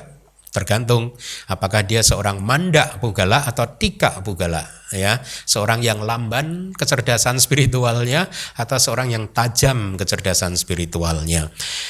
Jadi maga dan pala, jalan dan buah muncul tanpa antara. Tanpa antara itu artinya apa? Tidak ada yang menyelanya. Langsung begitu jalan muncul, lenyap, disusul buah, lenyap, susul lagi buah yang kedua, lenyap lagi buah yang ketiga atau bawah enggak. Gitu ya, itu istilah teknis Abhidhamma. Dia berpaling dan memandang, kemudian mengetahui bahwa satu bagian dari kilesa yang dibunuh oleh 4 jalan telah ditinggalkan, 3 lainnya masih tersisa. Ini seperti yang tadi sudah saya sampaikan kan ya. Kemudian lagi masih dengan cara yang sama, setelah mengumpulkan indria, kekuatan dan faktor-faktor pencerahan. Ini istilah teknis. Mengumpulkan indria, kekuatan, bala dan faktor-faktor pencerahan bojangga ya. Artinya dia berwipasana lagi. Dia mencapai sama-samadhi dan berwipasana. Ya, kemudian dia yang sedang memahami sepenuhnya formasi-formasi, artinya dia yang sedang berwipasana. Wipasana tidak lain dan tidak bukan adalah memahami formasi-formasi. Apa sih formasi, Bante? Formasi bahasa Palinya adalah sangkara. Formasi apa? Formasi batin dan formasi jasmani. Ya, kalau Anda ingin tahu formasi jasmani itu seperti apa, Anda dengarkan ceramahnya saya Le Utara di YouTube-nya BS ya. Beliau mengurai formasi-formasi tubuh jasmani dengan sangat bagus. Anda dengarkan itu. Nah, formasi mental, formasi batin juga harus diamati gitu. Itulah wipasana ya. Jadi dia yang sedang memahami sepenuhnya formasi-formasi, baik itu tubuh jasmani dan juga batin, menyeberangi kilesa-kilesa yang dibunuh oleh jalan kedua, yaitu jalan apa? Sakadagami, melalui jalan Sakadagami, berdiri di dalam buah Sakadagami yang tanpa antara dengan jalan Sakadagami, berpaling melalui pengetahuan penelaahan, itu bahasa Palinya yang tadi sudah saya jelaskan ya. Pacawe kana nyana, pengetahuan penelaahan yang muncul di dalam proses kognitif yang secara teknis disebut pacawe kana widi. Proses kognitif penelaahan itu. Jadi lihat, mereka yang sedang bermeditasi baik untuk mencapai konsentrasi benar sama-sama dia atau berwipasana, dia mengembangkan indria bala dan bojangga, indria kekuatan dan juga faktor-faktor pencerahan. Jadi Anda yang retret kemarin ya, ikut retret DBS selama ini, Anda itu selama retret sedang berjuang mengembangkan ini semua. Ya. Ada yang sudah mulai berkembang, ada yang banyak variasinya, tapi apapun kita harus mengembangkannya ya. Kita lanjutkan. Kemudian dia memandang dan memahami 2 bagian dari kilesa-kilesa yang dibunuh oleh 4 jalan telah saya tinggalkan. Artinya apa? Bahwa semua kilesa itu dibunuh oleh 4 jalan secara berurutan, secara gradual, secara bertahap. Jalan pertama, kedua, jalan ketiga, dan jalan keempat. gitu. Jadi dua lainnya masih tersisa, berarti ini seorang apa? Sakadagami. Kemudian lagi masih dengan cara yang sama setelah mengumpulkan indria, kekuatan atau bala dan faktor-faktor pencerahan atau sambojangga atau bojangga saja, dia yang sedang memahami sepenuhnya formasi-formasi, artinya dia yang sedang berwipasana akhirnya bisa menyeberangi kilesa-kilesa dengan kemunculan maga dan pala, ya, dibunuh oleh jalan ketiga melalui jalan anagami, ya. Jadi proses ini sudah tadi saya jelaskan di awal. Berdiri di dalam buah yang tanpa antara dengan jalan, berpaling melalui pengetahuan penelaahan, ya. Jadi waktu dia menyeberangi samudra mencapai satu gawuda, kemudian dia berpaling, itu ibaratnya adalah proses kognitif penelaahan, pacawekana widi, atau di sini pacawekana nyana, pengetahuan pacawekana, ya, karena ini berkaitan dengan 16 pengetahuan wipasana. Teknis, nama teknisnya adalah pacawekana nyana, pengetahuan penelaahan. Dia memandang dan memahami 3 bagian dari kilesa-kilesa yang dibunuh oleh 4 jalan telah saya tinggalkan, 1 lagi masih tersisa, berarti dia adalah seorang anagami. Lagi masih dengan cara yang sama, setelah mengumpulkan indria, kekuatan dan faktor-faktor pencerahan, artinya mengembangkan ini semua, ya. Dia yang sedang memahami sepenuhnya formasi-formasi atau dia yang sedang berwipasana, menyeberangi kilesa yang dibunuh oleh jalan keempat melalui jalan arahata, berdiri di dalam buah yang tanpa antara dengan jalan, berpaling melalui pengetahuan penelaahan, dia memandang dan memahami semua kilesa telah saya tinggalkan. Ini adalah ekspresi seorang arahat. Seperti halnya dengan seorang laki-laki yang setelah menyeberang dan menghanyutkan rakit tersebut kembali di arus samudra. Ini nanti ada suta yang sedang saya terjemahkan. Suta tentang rakit juga bagus. Di suta itu dikatakan begini. Bagaimana menurut kamu wahai para biku, seseorang yang sudah berhasil menyeberang dengan bantuan rakit, ya? Tapi ini suta yang berbeda, ya, bukan di sini.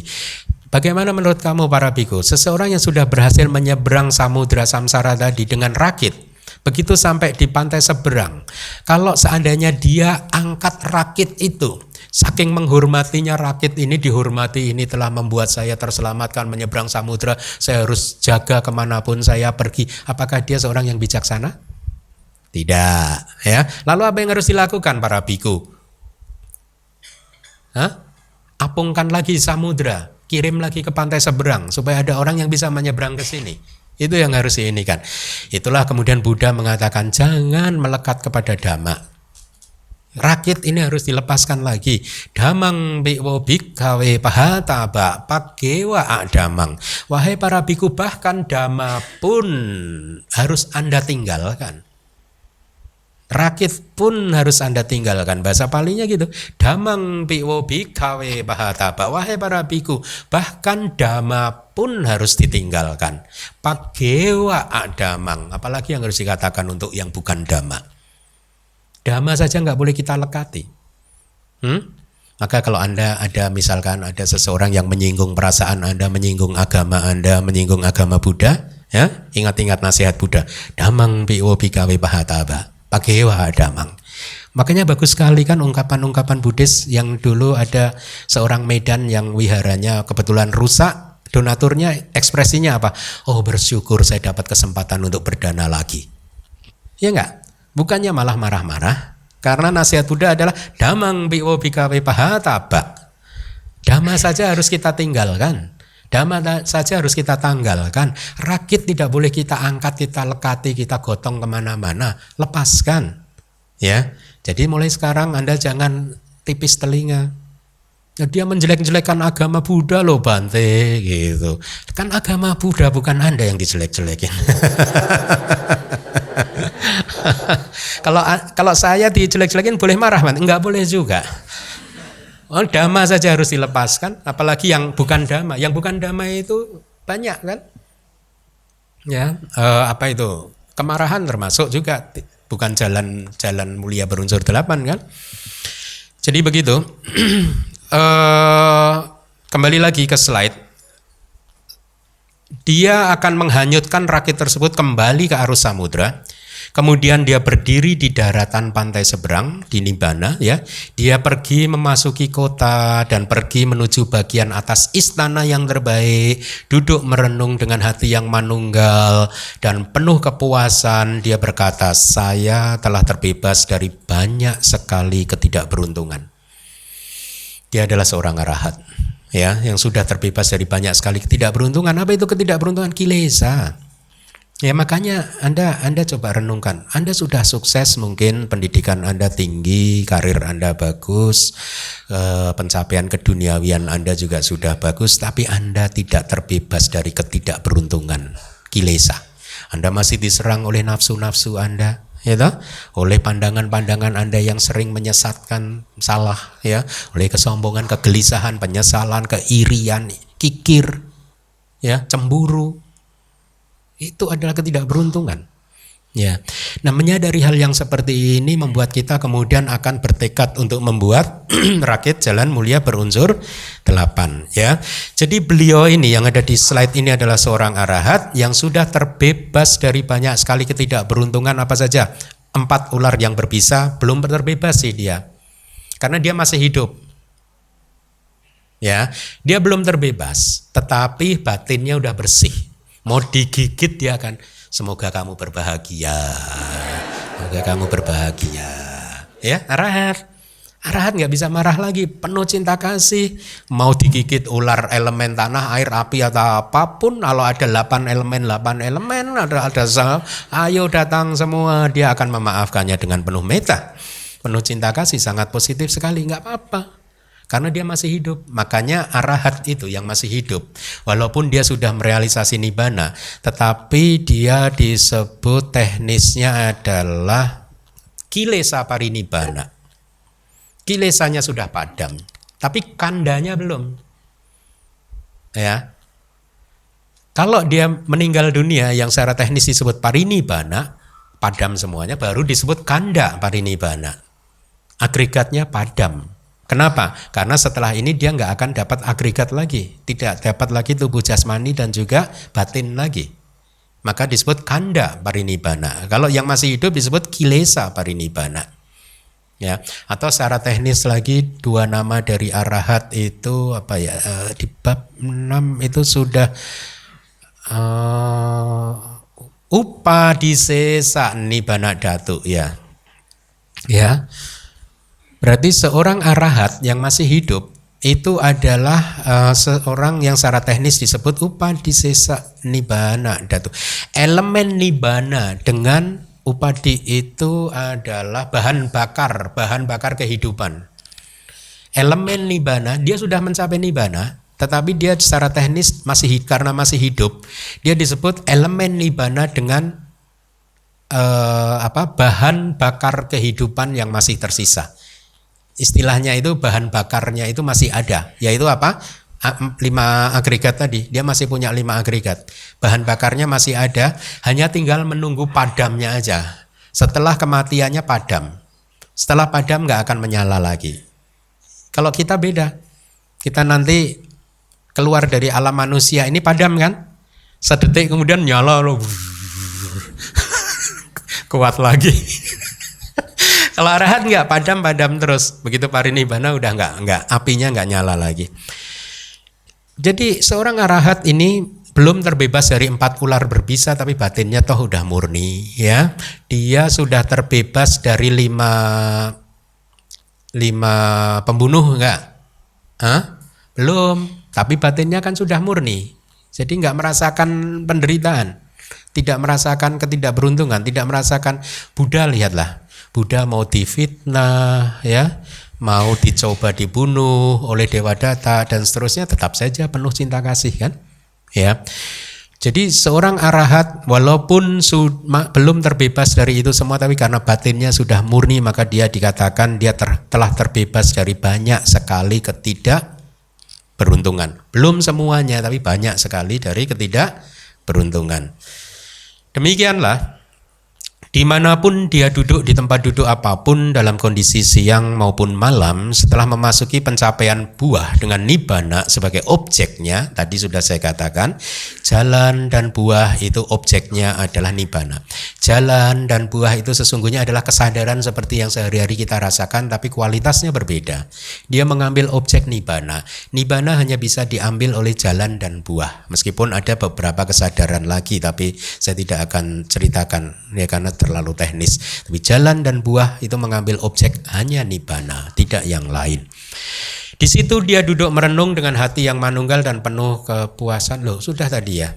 Saya telah terbebas dari banyak sekali ketidakberuntungan, ya. Itu semua dikatakan berkaitan dengan kalimat menyeberang, melampaui seorang Brahmana berdiri di atas tanah yang tinggi. Ini adalah sebutan untuk arahat. Jadi di bagian akhir sutta kalau Anda masih ingat ada kalimat seorang Brahmana setelah menyeberang dia berdiri di atas tanah yang tinggi kan? Ya, itulah ekspresi untuk seorang arahat. Demikianlah sejauh ini beberapa macam kama telah disampaikan. Setelah mengumpulkan dan menjadikannya menjadi satu, hendaknya ditunjukkan demikian. Di sini 4 unsur dasar, ini teknis sekali. 4 unsur-unsur dasar, landasan indriawi internal, landasan indriawi eksternal, 16 materi yang lembut yang termasuk di dalam landasan indriawi dhamma, dan 1 bagian dari identitas. Ini adalah agregat materi.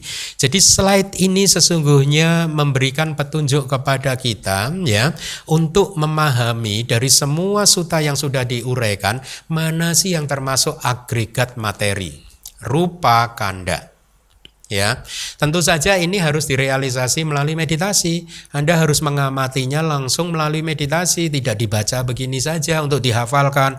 Oh, 16 materi yang lembut ini termasuk rupa kanda. Memang harus dihafalkan, tapi itu tidak membawa pencerahan. Anda harus melihatnya melalui meditasi sendiri langsung bahwa inilah 16 materi yang lembut. Jadi sebenarnya kalau menurut Abhidhamma, materi itu ada 28 jenis. Ya, rupa itu ada 28 individu rupa ya. Dari 28 individu rupa itu bisa salah satu klasifikasinya adalah dikelompokkan jadi materi yang kasar dan materi yang lembut. Ya. Kalau tadi dikatakan materi yang lembut itu ada 16, berarti materi yang kasar berapa anak-anak? Coba yang belakang materi yang kasar berapa? 28 dikurangi 16 berapa anak-anak? Loh, Anda udah tahu loh ya materi yang kasar. Ada berapa? 12 materi itu adalah materi yang kasar. Yang mana saja? 5 materi transparansi, 5 materi panca indera katakanlah. Sensitivitas mata atau transparansi, sensitivitas telinga, hidung, lidah dan tubuh itu materi kasar. Dan objeknya masing-masing. Objek dari indera mata itu materi kasar. Objek dari indera telinga adalah suara adalah materi kasar. Semuanya ada 7. Loh, panca inderanya hanya ada 5 kok objeknya 7 sih Bante? Karena objek mata itu 1, objek telinga itu 1, objek hidung 1, objek lidah 1, objek sentuhan tubuh ada 3. Apa saja 3 itu? 3 itu adalah 3 dari unsur dasar kecuali elemen air. Berarti apa saja? Yang belakang? Jadi 3 elemen itu adalah, Anda gitu sih sama saya sih. Apa coba yang belakang 3 elemen kecuali elemen air apa? Nah, jadi saya semangat tanah, api dan angin. Pokoknya 3 elemen kecuali air. Itu adalah objek sentuhan ini. Jadi yang Anda sentuh itu sesungguhnya apapun yang Anda sentuh itu gabungan dari 3 elemen tadi. Enggak, elemen airnya tidak ada. Nah, tadi dikatakan ini semua yang ada di slide itu adalah agregat materi atau rupa kanda. Di slide ada dikatakan 1 bagian dari sakaya. Apa itu 1 bagian dari sakaya? Seperti yang sudah saya sampaikan, sakaya ditti adalah menganggap ada diri di dalam 5 agregat ini, ada di dalam atau yang menguasai dan lain sebagainya. Jadi di dalam 5 agregat ini ada 1 bagian yang menjadi rupa kanda, yaitu rupa kanda, yaitu identitas yang menganggap bahwa tubuh jasmani ini saya. Itulah yang dimaksud di sini. Atau saya menguasai tubuh jasmani, ya, atau Saya ada di dalam tubuh jasmani, itu. Pokoknya yang berkaitan dengan tubuh jasmani yang diidentifikasi sebagai aku, itulah yang dimaksud satu bagian dari sakaya. Kemudian juga ada tadi satu bagian dari apa?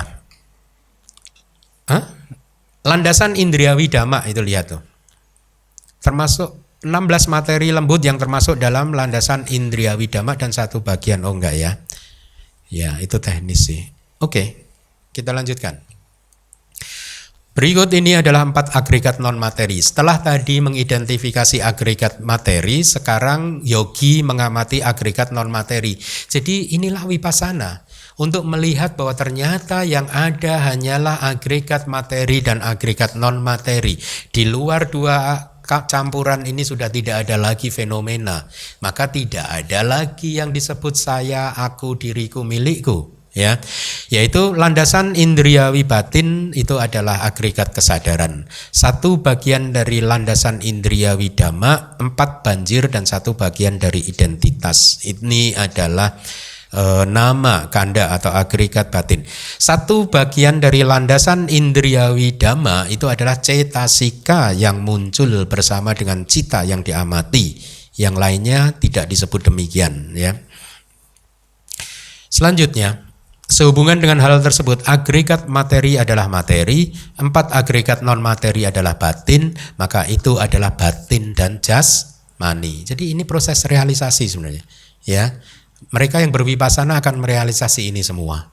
Itu. Kemudian berikut ini adalah kondisi-kondisinya, artinya sebab kemunculannya, yaitu kesenangan dan hasrat, banjir kenikmatan indriawi, banjir eksistensi, satu bagian dari landasan indriawi dhamma yaitu cetasika-cetasika, dan satu bagian dari identitas yaitu nama. Ya, jadi di sini dengan demikian dia memastikan batin dan jasmani beserta kondisi-kondisinya. Kan saya sudah pernah menyampaikan kan, pada saat seseorang bervipassana, kalau dia mencapai satu latihan vipassana secara penuh dan mencapai tingkat kesucian, maka dia ini dikatakan telah mencapai 16 pengetahuan vipassana. Dari 16 pengetahuan vipassana, ini tadi yang disebutkan baru 2 yang pertama. Oh, susah ya Bante. Baru 2, yaitu nama rupa pariceda nyana, pengetahuan untuk memisahkan, membagi, menarik garis perbedaan ini nama dan ini rupa. Pengetahuan yang kedua adalah mengetahui kondisi-kondisinya. Apa sih yang menyebabkan nama rupa ini muncul? Kondisinya apa sih? Ya ini yang ada di layar. Itu baru pengetahuan vipassana nomor 1 dan nomor 2. Berarti masih ada berapa lagi? Banyak ya. Setelah memastikan batin dan jasmani beserta kondisinya hingga sampai kepada 3 karakteristik, ya 3 karakteristik yaitu apa? Dia merealisasi anicca, dukkha dan anatta dan mengembangkan vipassana terus. Seseorang akhirnya memahami formasi dengan sempurna hingga dia mencapai tingkat kesucian arahata. Inilah yang disebut sebagai pembebasan tertinggi atau kebebasan mungkin ya. Kebebasan yang tertinggi untuk seorang biku, bukan untuk Anda. Enggak lah, kalau Anda biku itu juga berlaku kok untuk Anda kok. Enak ya berarti ya, nggak usah pakai jubah, boleh menikah. Ya. Tadi saya katakan ada 16 pengetahuan vipassana. Setelah yang kedua tadi, dia harus merealisasi pengetahuan vipassana yang ketiga yang disebut samasana jnana. Samasana jnana itu adalah pengetahuan vipassana untuk melihat bahwa segala sesuatu itu anicca, dukkha dan anatta. Jadi bahkan merealisasi anicca, dukkha dan anatta itu baru pengetahuan vipassana yang ketiga. Ya, setelah ini matang biasanya prosesnya begitu. Dia akan mengamati terus sampai kemudian paham anicca, dukkha dan anatta. Kemudian secara perlahan-lahan sati, samadhi dan panyanya mulai menguat. Dia mulai bisa menembus lebih dalam lagi. Akhirnya dia masuk merealisasi pengetahuan yang keempat yang disebut udayabaya jnana. Udayabaya jnana itu adalah pengetahuan yang kokoh, pemahaman yang kokoh bahwa segala sesuatu nama dan rupa itu hanyalah muncul lenyap, muncul lenyap, muncul lenyap. Ya, kalau ini kokoh maka secara bertahap dia akan merealisasi pengetahuan yang kelima yang disebut sebagai bangga jnana. Bangga jnana adalah pengetahuan terurainya nama dan rupa. Jadi dalam proses ini si yogi akan melihat setiap kali dia mengamati baik itu nama ataupun rupa, begitu dia lihat terurai, begitu dia lihat terurai, begitu dia terurai, kayak gelembung air gitu, air hujan kalau di jalanan gitu kan suka ada gelembung, tapi begitu dia lihat pecah, begitu dia lihat pecah, pecah begitu. Ya, itu pengetahuan berikutnya. Kemudian naik lagi pengetahuan yang berikutnya adalah baya nyana, yaitu pengetahuan tentang bahwa ternyata nama dan rupa itu menakutkan dalam pengertian yang positif. Kalau segala sesuatu hanya pecah, terurai, bukankah samsara ini menakutkan? Lalu buat apa saya selama ini berjuang untuk mengejar keduniawian kalau semuanya pecah terurai. Inilah pengetahuan vipassana yang berikutnya yang disebut baya nyana atau menakutkan, kondisi nama rupa yang menakutkan gitu. Kemudian yang berikutnya adalah adinawa nyana. Adinawa nyana itu adalah pengetahuan tentang keadaan yang penuh bahaya, yang tidak menguntungkan. Oh, ternyata samsara ini tidak menguntungkan. Baru dia pemahaman dia kuat, enggak menguntungkan.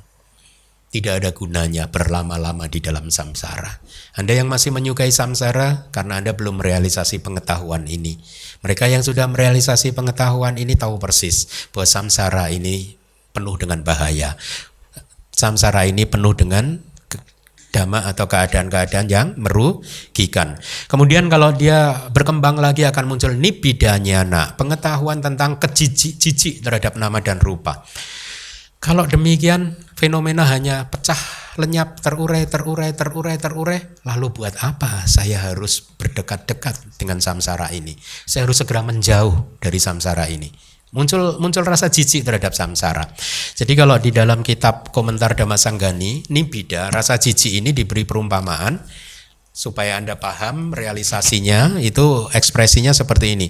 Seorang biku, ini maaf nih ya, tapi ini ada di kitab kok, bukan dari saya.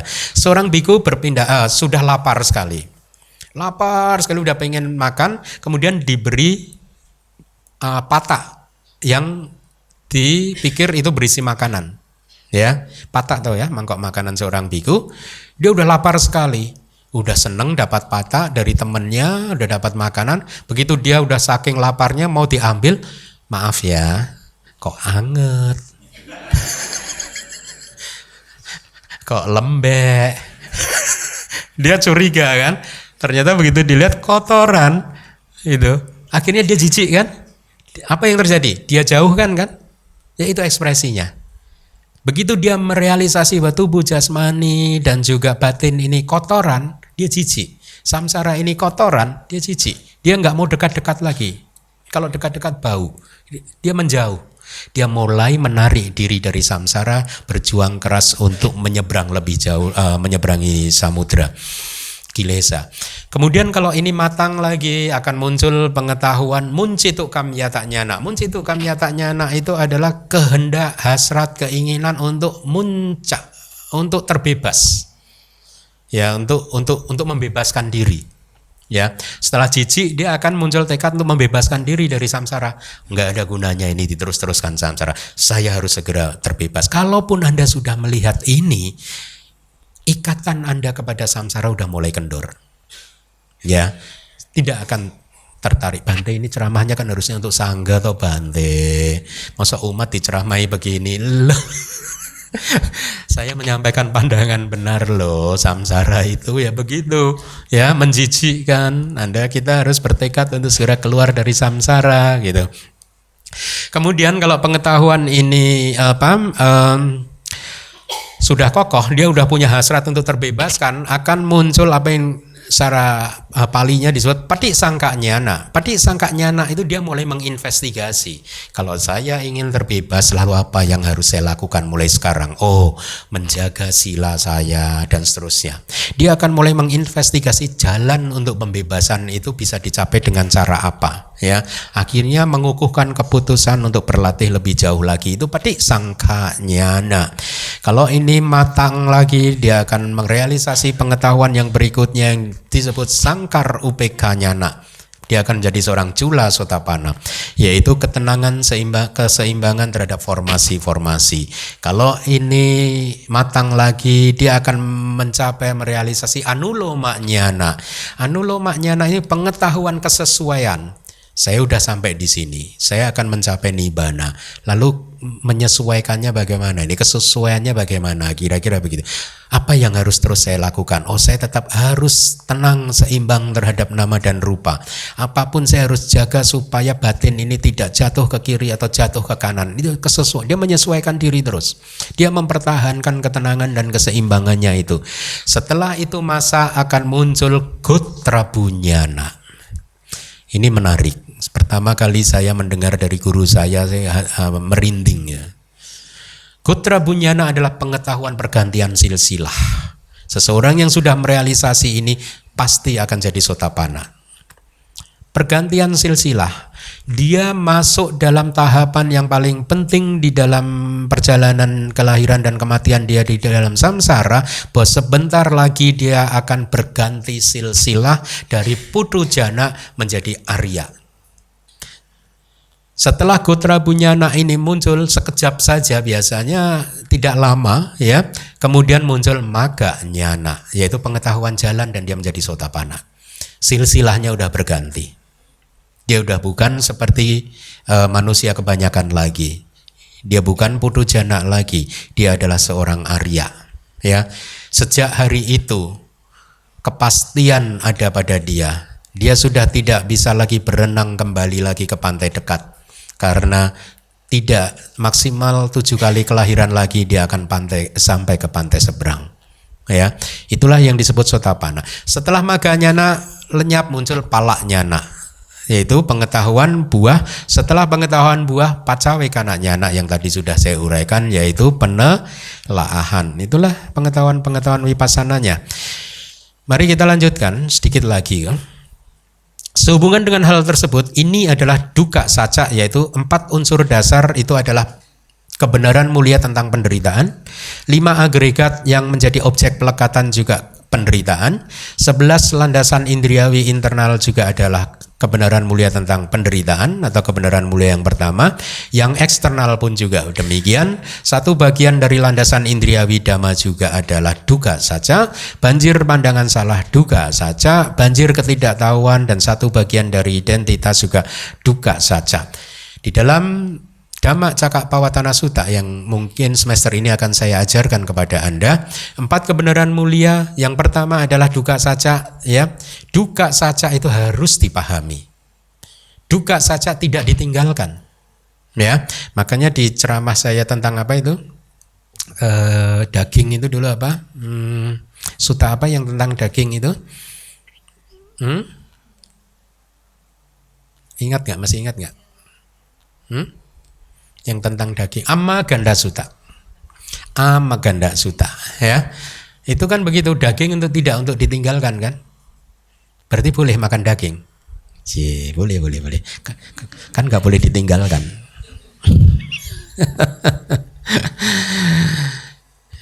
Ya, sedikit lagi.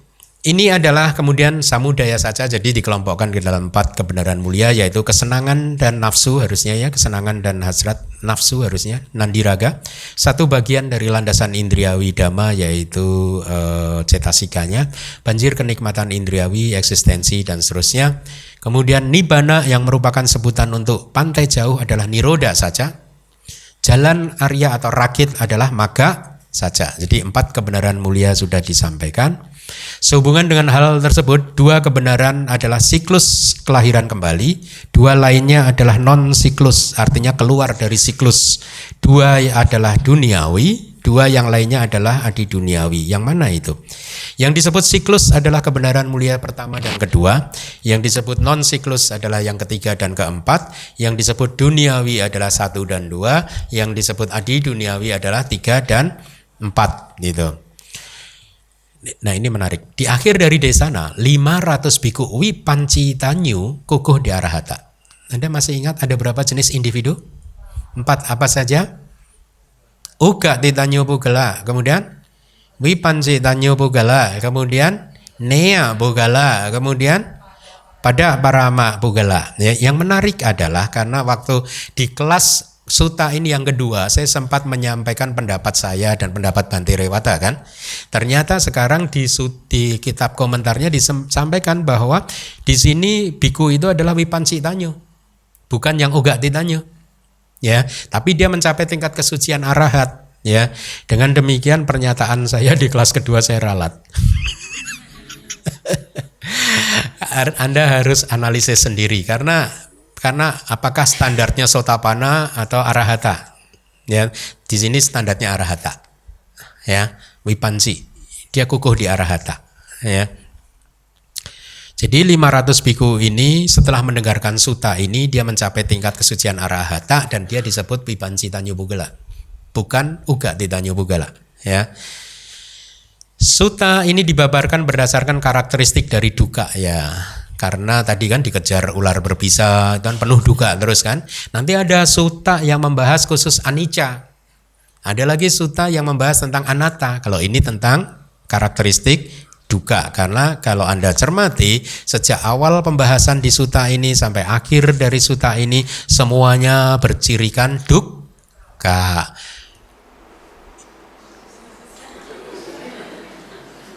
Kalau ini suka. Selesai adalah bercirikan suka. Terima kasih.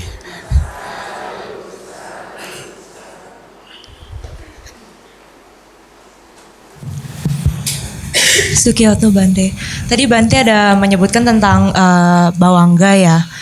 Waktu itu juga saya kan waktu ikut Pabaja diceritakan kalau seorang putujana bisa ke dalam bawangga juga. Bisa tolong menjelaskan lebih lanjut apakah sebenarnya bawangga itu? Terima kasih. Baik, ini pertanyaan bagus. Karena di dalam meditasi bawangga sering muncul. Ya, maka Anda yang ikut retret ada baiknya mengerti tentang karakteristik dan ciri dari bawangga. Bawangga itu terdiri dari dua suku kata Pali, bawa dan angga. Bawa itu kehidupan, angga itu faktor faktor. Berarti bawangga artinya faktor kehidupan. Dia disebut faktor kehidupan karena dia merangkai satu kehidupan sejak kelahiran sampai kematian sehingga tidak putus. Ya, jadi dia yang merangkai, dia yang mempertahankan supaya tidak terputus. Ya, kenapa dia mempertahankan supaya arus rangkaian kesadaran kita itu tidak terputus? Karena di dalam setiap kelahiran kehidupan makhluk apapun itu ada yang disebut proses kesadaran yang aktif, yang mengenali objek pada saat melihat ini aktif, pada saat mendengar itu aktif, pada saat mencium aroma itu aktif, pada saat merasakan dengan lidah itu aktif, pada saat menyentuh itu aktif, pada saat berpikir itu aktif. Tetapi kehidupan semua makhluk itu tidak lain dan tidak bukan adalah proses yang intermittent, saling bergantian antara proses aktif dan pasif, aktif, pasif, aktif, pasif, aktif, pasif. Seperti tadi yang saya ceritakan, pada saat proses kognitif absorpsi maga, jalan dan buah muncul, itu aktif. Begitu ini sudah selesai, dia harus jatuh ke proses yang pasif dulu. Proses pasif ini bisa bertahan hanya 1 detik saja atau kurang dari 1 detik atau bisa lebih panjang, tergantung. Rangkaiannya tidak ada rumusnya, bisa pendek bisa panjang. Jadi rangkaian itu artinya begini ya, ini istilah teknis Dharma sih. Kontinuitas, kesinambungan atau rangkaian. Kita masing-masing ini sejak awal dari samsara yang sudah tidak bisa kita ketahui kapan, lama sekali di masa lalu, kita ini mempunyai satu arus rangkaian kesadaran masing-masing. Anda punya satu arus rangkaian kesadaran sendiri, saya sendiri, yang lainnya sendiri, yang tidak bisa saling bercampur. Tidak bisa saling juga memberi atau menerima, tidak bisa. Ini rangkaian ini sudah baku. Anda punya satu rangkaian, saya punya satu rangkaian, semua punya satu rangkaian. Itu yang disebut rangkaian. Ya, rangkaian kesadaran yang melihat, mendengar dan seterusnya. Nah, di dalam kehidupan di dalam samsara, di setiap kelahiran manapun, kehidupan itu terjadi bergantian antara proses kognitif aktif dan pasif. Jadi contohnya tadi maga dan pala atau contoh sehari-hari. Sebenarnya saat ini Anda melihat ke arah saya dan mendengarkan suara saya kan? Anda yang tidak paham meditasi, belum merealisasi melalui meditasi, tidak paham teori Dhamma, mungkin Anda berpikir bahwa Anda melihat saya dan mendengar suara saya terjadi pada saat yang bersamaan. Padahal nggak sama loh. Untuk bisa melihat dan paham ini Bante Keminda dan memahami suara saya itu butuh proses yang kompleks. Tetapi karena dia munculnya sangat cepat sekali, munculnya lenyap sangat cepat sekali kan, di dalam kitab komentar disebutkan di dalam satu jentikan jari 1 triliun kesadaran muncul lenyap, muncul lenyap, muncul. Jadi sangat cepat sekali. Ya. Sesungguhnya yang terjadi pada saat Anda melihat dan mendengar suara saya itu pertama katakanlah muncul proses melihat ke arah saya melalui pintu mata. Ya. Setelah satu proses melalui pintu mata ini melihat ke arah saya, Anda belum tahu ini Bante Keminda loh, proses awal ini. Anda belum tahu. Dia satu proses kognitif dulu untuk melihat, oh ada objek mata ini, saya ini, tapi belum tahu ini Bante Keminda ya. Setelah satu proses, arus kesadaran tadi jatuh lagi ke bawangga dulu. Pasif dulu. Bisa pendek, bisa panjang.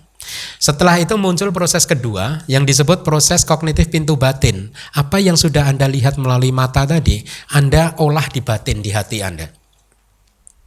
Pertama yang diolah bisa warnanya dulu, warna jubahnya, atau kemudian bentuknya, atau apapun gitu. Sampai kemudian 4 proses itu berurutan.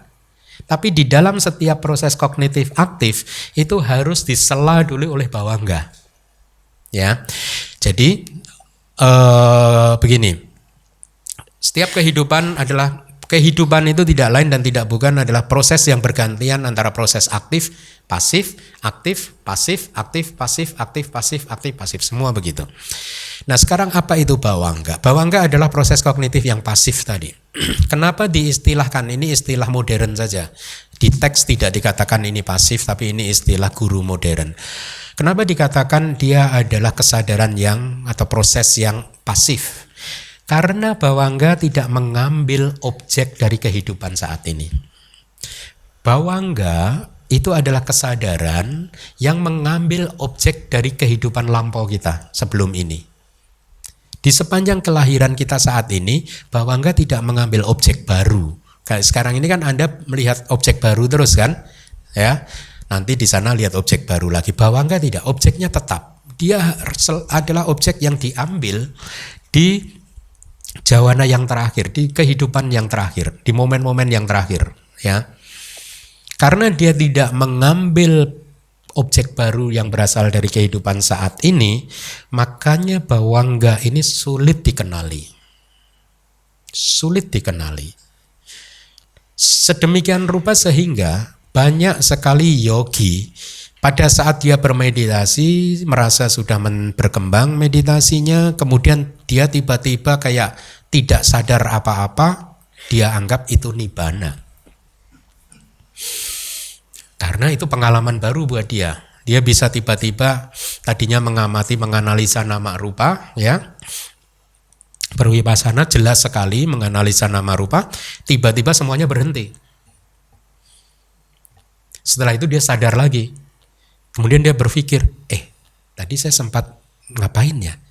Tadi apa ya? Kok kosong ya? Banyak yogi yang terperangkap di sana. Di negara yang tempat saya berlatih dulu, banyak yogi yang keliru menginterpretasikan itu sebagai nibbana.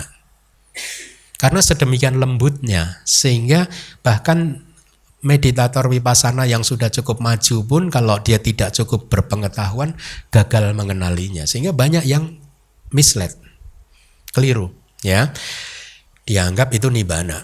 Nah di sini pentingnya guru, secara skillful dia akan menyelidiki, membantu ini, ya. Nah, karena dia tidak mengambil objek baru, sehingga yogi yang dia terampil akan keliru di mengidentifikasi itu sebagai nibbana, ya. Kalau di dalam teks itu untuk menggambarkan bawangga itu seperti apa, itu seperti seseorang yang tidur tanpa mimpi itu loh. Tidur sekejap gitu loh. Kayak nap, hanya sekejap saja napping begitu. Setelah itu dia sadar lagi tanpa mimpi. Nah, itu di teks kita diceritakan itulah kira-kira bawangga itu kayak begitu. Jadi tidak ada apa-apa gitu. Kita hanya tahu itu tadi apa ya. Tapi kita tidak bisa mendeskripsikannya. Ya, tetapi yogi yang terampil tahu dia akan analisis bawangga itu sampai kemudian secara perlahan-lahan dengan bantuan sati samadhi dan panya objeknya kelihatan. Ya, pada saat objeknya kelihatan dia tahu oh ini adalah objek yang diambil di kelahiran sebelumnya. Maka dia akan mulai perlahan-lahan ingat akan kehidupan masa lampaunya. Ya, pada saat jadi bawangga, objek dari bawangga itu sama dengan objek kesadaran pertama kita. Kesadaran penyambung kelahiran kembali kita. Sama juga dengan kesadaran kematian nanti seseorang yang mau meninggal dunia. Jadi tiga ini sebenarnya sama. Kesadaran penyambung kelahiran kembali, bawangga, faktor kehidupan, dan kesadaran kematian. Kesadaran penyambung kelahiran kembali adalah kesadaran pertama yang muncul di setiap kelahiran. Bawangga adalah kesadaran yang sama juga sebenarnya, tapi yang muncul di pertengahan kelahiran. Kesadaran kematian adalah kesadaran yang sama, tapi yang muncul di akhir kelahiran. Ya, jadi tiga ini sebenarnya kesadaran yang sama, objeknya sama. Salah satu teknik untuk mengetahui kehidupan masa lampau adalah mempenetrasi ini. Bisa kesadaran penyambung kelahiran kembalinya yang dipenetrasi. Pada saat dia melihat kesadaran penyambung kelahiran kembalinya, dianalisa, katakanlah oh itu adalah kesadaran mahakusala yang pertama. Dianalisa cetasikanya lagi, perlahan-lahan akan kelihatan objek dari kesadaran tersebut.